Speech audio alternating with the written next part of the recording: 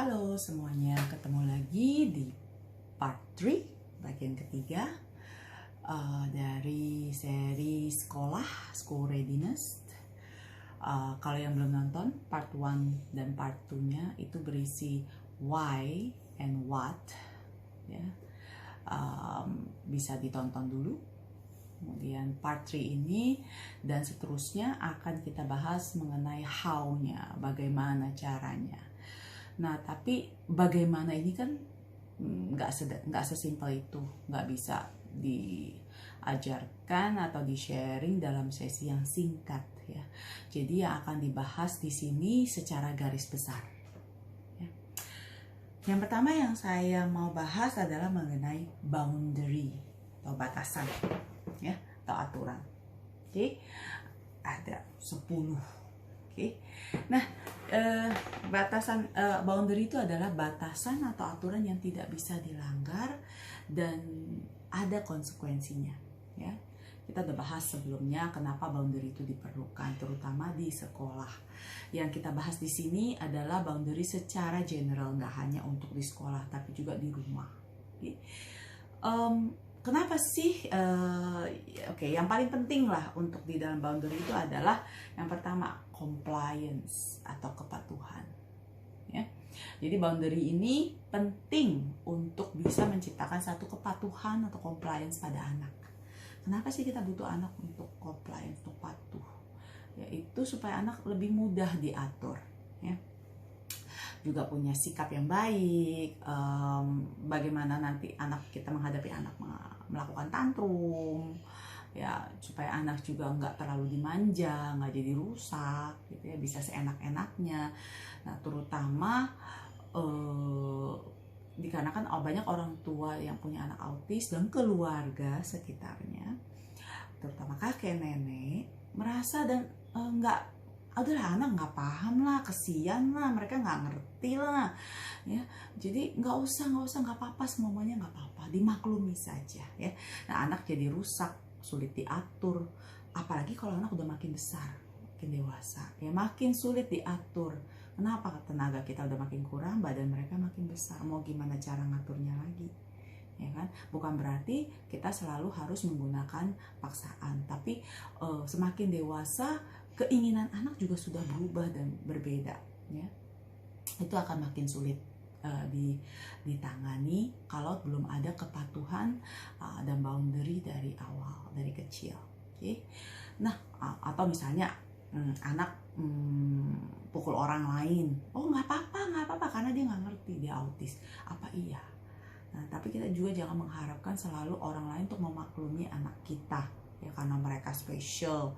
Kita itu anak itu spesial pakai telur banget gitu ya. Nah, tapi terus kalau misalnya tanpa adanya aturan, kepatuhan, gimana anak kita bisa belajar dan mengikuti kita? Jadi gimana cara kita ngajarin secara efektif kalau anak tidak mau patuh, tidak mau ngikutin apa yang kita suruh, ya? Gimana cara diterapinya? Jadi yang paling penting adalah adanya satu kepatuhan. Oke. Jadi kepatuhan ini adalah satu menurut saya itu fondasi dari semuanya, ya. Tanpa ini, tanpa adanya boundary dan compliance, kepatuhan dan batasan, pembelajaran anak tidak akan efektif, ya. Oke, yang kedua yang perlu saya diingat adalah it's not a fixed line. Jadi boundary itu, batasan itu tidak merupakan garis yang pasti, yang tidak bisa diubah-ubah. Karena dengan berjalannya waktu, anak makin progres, makin besar, semua itu harus disesuaikan, ya kan? Dan juga sesuaikan dengan situasi dan kondisi. Kalau kondisi tidak memungkinkan, ya mungkin aturannya harus dilonggarkan, gitu ya. Boundary-nya harus dilonggarkan, tapi tetap berada pada koridor yang sudah kita tetapkan, dan kita nggak bisa bilang seenak-enaknya. Jadi kita harus ada justifikasi juga, nanti kita ngomong tentang itu. Oke. Nomor 3, not abusive. Okay. Kepatuhan dan boundary ini bisa dicapai tidak selalu harus dengan cara menyiksa, abuse anak. Oke, dipaksa, diikat, dipukul sampai anak menjadi trauma. Jadi anak patuh karena takut, ya. Jadi kita boleh tegas, ya boleh. Paksa jika memang perlu, terutama kalau anaknya masih kecil, ya kan. Segala sesuatu yang masih bisa kita paksa secara fisik, ya, misalnya kita pegangin supaya cuma mereka tahu aku ini cuma perlu duduk misalnya, kemudian aku cuma perlu duduk dan mendengarkan atau melakukan apa yang diminta, kemudian aku akan bebas gitu. As simple as that gitu ya. Nah, of course pertama-tama mungkin kita harus melakukan sedikit fisik gitu ya, tapi tidak dengan cara memukul dan menyiksa anak ya. Pegang anak pun bisa ada pegangan yang mereka tahu ini I mean business nih kalau aku pegang kayak gini, tapi bukan berarti aku menyiksa anak ya. Ada anak yang dulu itu dibebet sampai mereka ketakutan dan trauma sampai kejam-kejam ya. Jadi tolong dihindari cara-cara yang demikian. Nggak perlu juga kita marah-marahin sampai maki-maki gitu ya, atau pukul gitu. Kita bisa melakukannya, kalau sebisa mungkin kita lakukan dengan cara yang baik dulu. Oke? Yang keempat, need consequence, positif dan negatif. Nah, ini yang harus kita cari. Oke? Jadi sebenarnya untuk bisa mengontrol anak itu mereka butuh konsekuensi. Mereka perlu paham bahwa segala sesuatu di dunia ini ada konsekuensinya, baik itu konsekuensi positif maupun negatif. Konsekuensi positif dalam bentuk motivasi, reward, pujian, akses terhadap gadgets dan sebagainya, gajinya anak. Kenapa saya harus mengikuti kamu? Kenapa saya harus mikir otak, muterin otak untuk belajar, gitu ya? Why? Ya? Supaya saya bisa memenuhi kebutuhan saya dan keinginan saya. Jadi negative consequence itu ada berupa hukuman, punishment, ya, loss, kehilangan atau delay dari rewards. Jadi misalnya tadinya dia bisa jam 7 itu main HP, oh karena kamu begini-begini, kamu nggak dapat HP hari ini, atau dapat HP-nya hanya dari 30 menit jadi 15 menit. Ya, atau dengan kita cuekin atau koreksi anak. Ada anak yang nggak suka dikoreksi. Jadi intinya segala sesuatu yang mereka tidak sukai dan akan mengurangi kemungkinan perilaku buruk atau misalnya ketidakpatuhan itu terjadi, maka itu bisa kita gunakan sebagai negative consequence ya. Nah, segala sesuatu yang bisa meningkatkan frekuensi anak mau mengikuti kita dan patuh pada kita, itu kita namakan positive consequence ya. Jadi tanpa ini akan sulit untuk mengatur anak, karena anak makin besar makin sulit diatur ya, apalagi kalau anak sudah puberti. Well, ya, memang nggak semua, tapi berhubungan dengan emosi, hormon dan sebagainya itu luar biasa sekali. Oke? Jadi itu adalah gaji anak dan hukuman, bukan hukuman sih sebenarnya ya. Jadi lebih konsekuensi jika tidak melakukannya ya.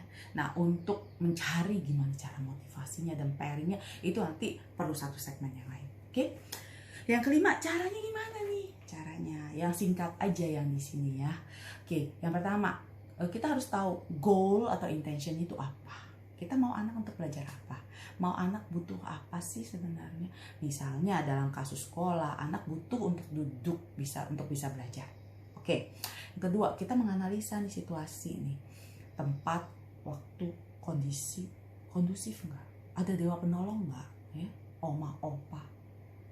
Itu calon dewa penolong banget gitu. Ya. Apakah dalam keadaan danger, bahaya gitu ya, misalnya di jalanan atau di mall, di public area atau di lantai atas yang berbahaya gitu kan ya.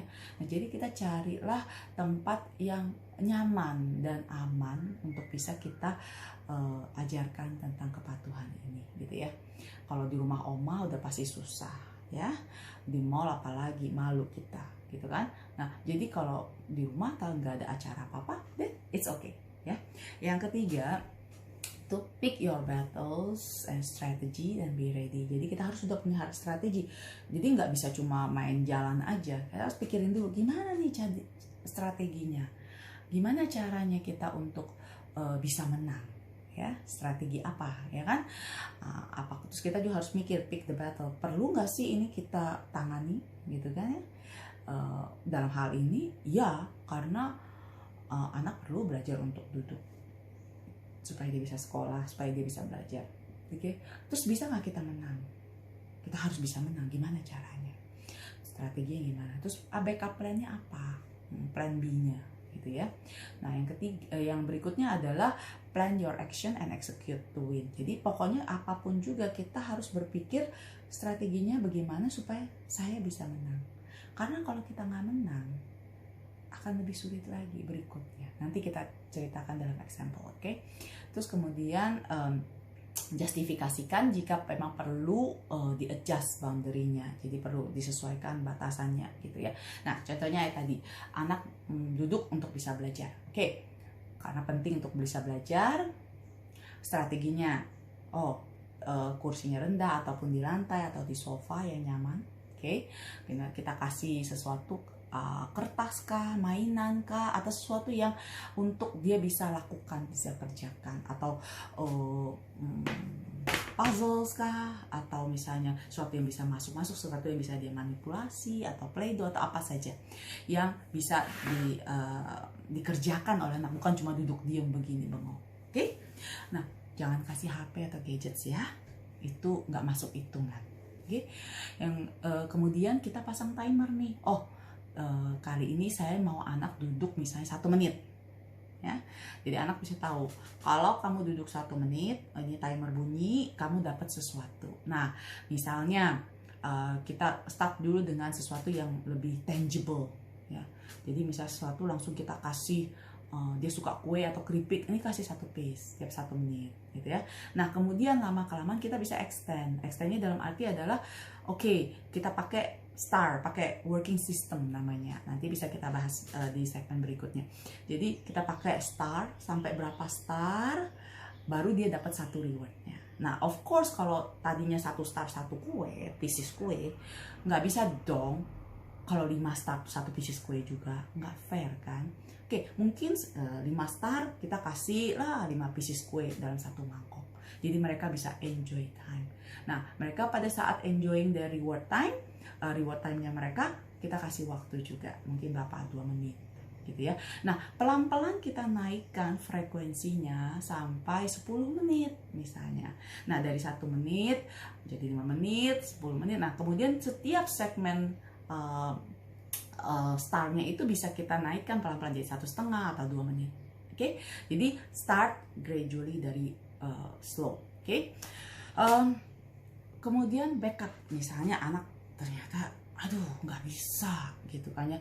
Jadi gimana caranya kalau anak yang masih kecil, kita masih bisa tahan dengan tangan dan kaki disilangkan, tangan disilangkan. Jadi supaya cuma sampai bunyi dikasih sesuatu, atau sampai bunyi rewardnya adalah dia free. Pada saat sudah selesai waktunya kita ambil lagi untuk kita dudukan. Lama-kelamaan anak akan paham, saya cuma perlu duduk dan melakukan apa yang diminta.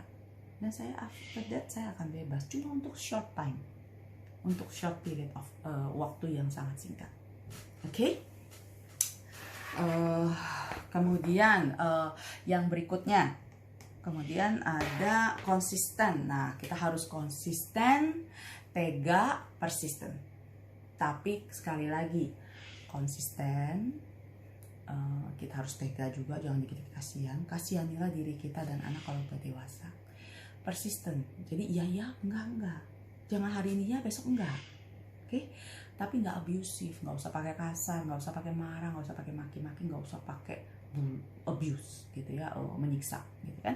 Yang berikutnya adalah mean what we say. Jadi pada saat kita ngomong sesuatu iya, enggak, kasih instruksi.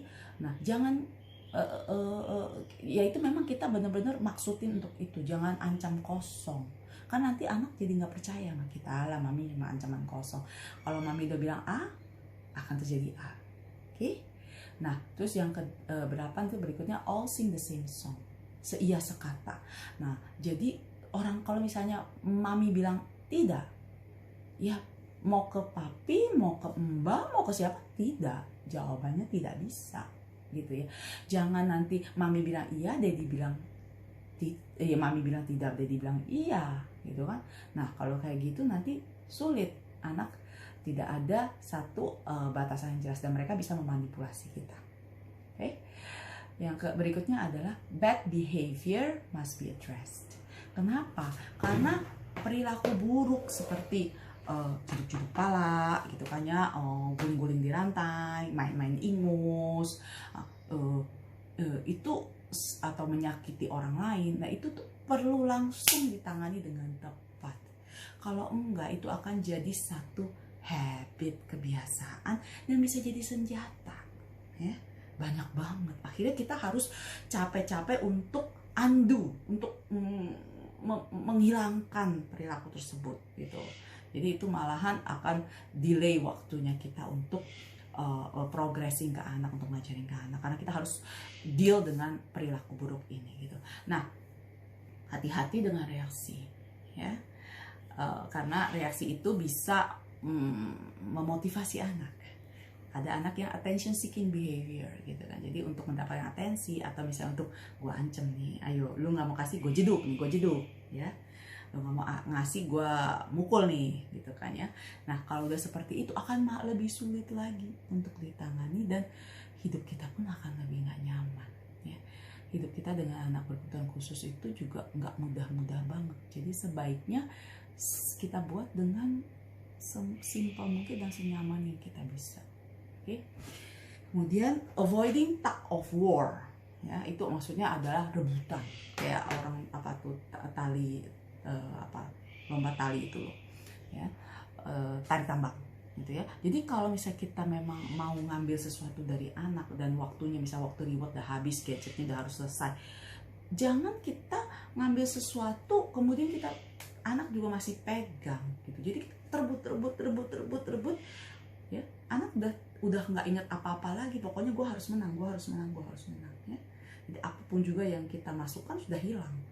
Jadi pada saat kita memang mau ngambil sesuatu dari anak, ya kita lihat anak lagi atau alihkan perhatiannya, langsung ambil udah. Jadi jangan didangling di sini, oh anak masih bisa ambil lagi ya. Karena kalau sudah tug of war itu sudah melibatkan emosi, saya harus menang, dan saat anak kalah rasanya akan gak enak banget gitu kan, gue kalah nih, makin kesel. Itu kita menciptakan lagi permasalahan yang baru. Sampai di sini dulu sharing saya tentang boundary atau batasan. Segmen berikutnya akan kita bahas poin-poin yang selanjutnya. Terima kasih, sampai ketemu.